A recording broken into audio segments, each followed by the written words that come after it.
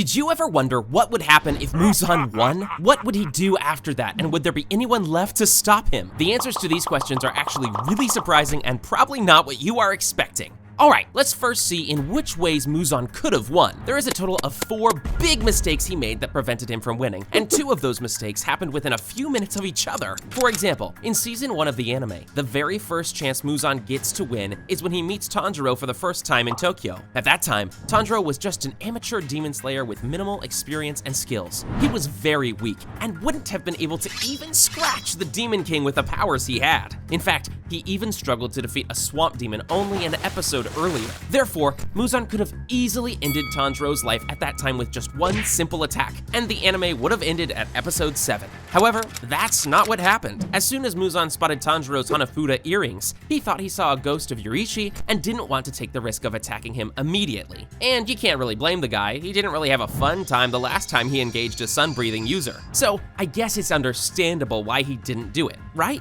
Well, no, you are missing one very important detail. Muzan is a demon king for a reason, and is very much capable of sensing a person's strength and power. Considering this, Muzan should have been able to easily determine that Tanjiro wasn't really a threat at that time and dispose of him immediately. So why didn't he do anything? Well, you'll have to ask him that, but we'll just say that he was really shocked by the earrings and couldn't really think straight.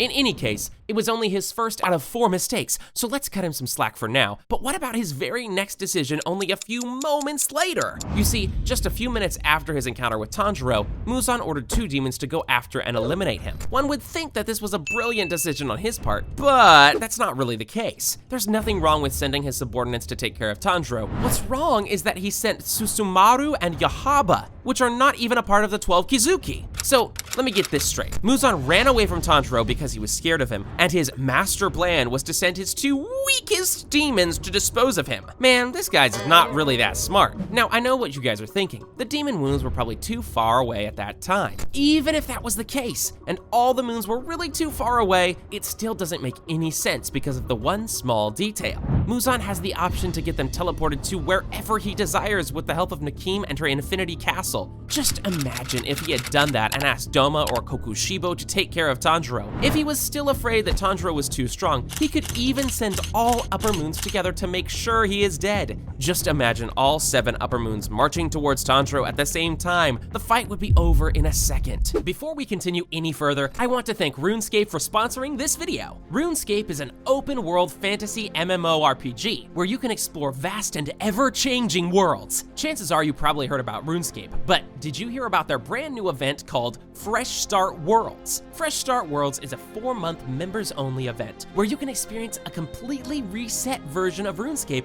and play it like it's your first time. If you've never played RuneScape before, this is the best time to get started as every player starts equally with a completely new character and 0 skills. The entire world is also completely reset with new economy and grand exchange. If you start playing now, you'll be able to progress at an incredible pace with XP boost and gameplay buffs that'll be available only for the first 8 weeks of the event. During the entire event, you'll also be able to earn rare tradable rewards. And don't worry, at any time, you'll be able to transfer your tradable rewards to the main game, along with your character and progression.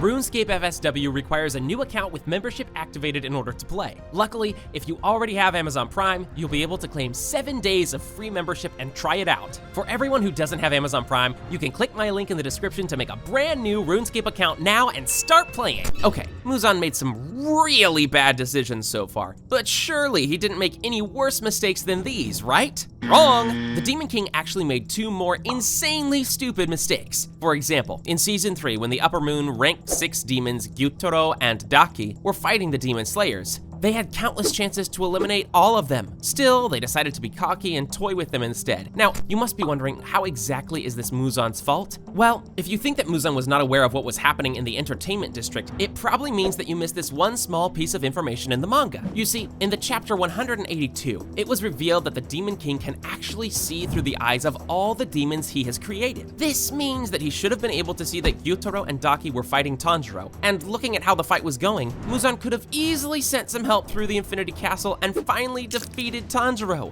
But what did he do instead? He just watched the two demons get defeated by the Demon Slayers and decided to do absolutely nothing about it. Muzan's actions make it appear that he either greatly underestimated the Demon Slayers again, or he just simply didn't want to kill Tanjiro at all, which would make even less sense. Moving forward, the last and the worst mistake that the Demon King made, which ultimately resulted in his death, occurred during the Infinity Castle arc. At the end of chapter 136 in the manga, Muzan decides to muster some courage and finally deal with the Demon Slayers in person. However, it's exactly here that he made a very crucial and stupid mistake. No doubt Muzan is incredibly powerful, but entering the enemy's stronghold all by himself? That doesn't really seem like the best idea, right? And to what cause? Only to insult Kagaya how old and ugly he is? Come on, man, you can do better than that.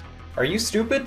Because of this decision, Muzan got injured by explosives and injected with poison, and therefore, he couldn't fight the Hashira right away, and instead had to regenerate and wait until all the demon moons were defeated. Now, take a moment to think about this. What if Muzan had actually made a solid plan and immediately transported all the Hashira into the Infinity Castle? This way, he'd be able to attack the Demon Slayers along with all the demon moons together, and that would have easily guaranteed him the victory in no time. You'd think that after living for over 1,000 years, Muzan would be experienced enough to avoid a mistake like this. But I guess experience doesn't come with age in Muzan's case. Alright, before we get into explaining what would happen to the world if Muzan actually managed to win and defeat all the Demon Slayers, let's first see if the Demon Slayer Corps could have done anything to stop him. Well, remember the first two chances Muzan got to kill Tanjiro? Back then, the Demon Slayer Corps had no idea about Tanjiro's connection with Yoruichi. They were unaware of how special he was and that he possessed sun-breathing abilities. Therefore, it's only fair that we don't blame the Corps for not protecting him during those times. However, when they finally found out about his abilities and their importance, why did they think it was a good idea to send him with Tenjin to fight Upper Moon demons? I mean, think about it. Aren't there like 6 more Hashiras who could have definitely done a better job in handling the situation compared to Tanjiro and his friends? Granted, it's true that Tanjiro did get stronger from all these fights. It was still extremely risky and he could have died really easily. So my question is, why didn't they just keep him safe and send him to train with other Hashira? He would have become much stronger this way and would be fully prepared for his battles against Upper Moons and Muzan. It turns out that the Demon Slayer Corps isn't that bright either. Now, finally, let's talk about the most important topic, Muzan's win against the Corps. What would have happened if the Demon King had actually won the final battle, effectively defeating all the Hashiras and the Demon Slayers? At this point, everyone who was strong enough to oppose him would be dead. Although some of the former members who didn't participate in the fight like Tenjin would still be alive, there is absolutely nothing they would be able to do. After defeating the Demon Slayers in the final battle, Muzan would achieve his goal of immortality by eating Nezuko. This would mean that he would successfully conquer the sun and would make him an undefeatable being. So, with his newfound powers and immortality, what would the great Demon King do next? If you think that he would kill all humans, make an army of demons, and wreak havoc on the world, you'd be completely wrong.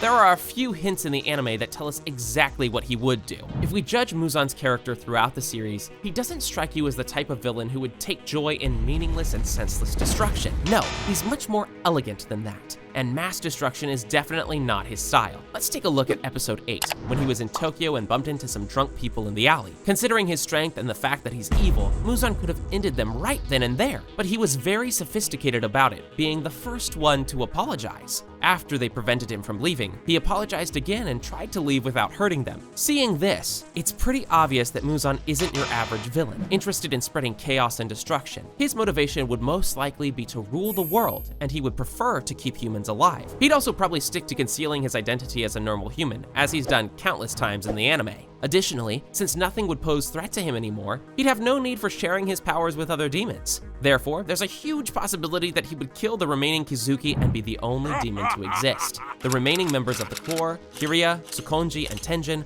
would most likely try to reform the organization, recruiting new members and training them. However, it would all be in vain, as Muzan would be quite literally unstoppable. His only weakness was the sun, and with that out of the way, there is no way of defeating him. The man would easily defeat and squash them if they ever tried to do anything against him. In the end, with everyone out of the way, Muzan would fulfill his wish of immortality and rule over the world as a king for thousands of years, and no one would be able to do anything to stop him. Did you ever wonder if all demon moons together can defeat Muzan? Well, click on this video to find out. The answer may surprise you.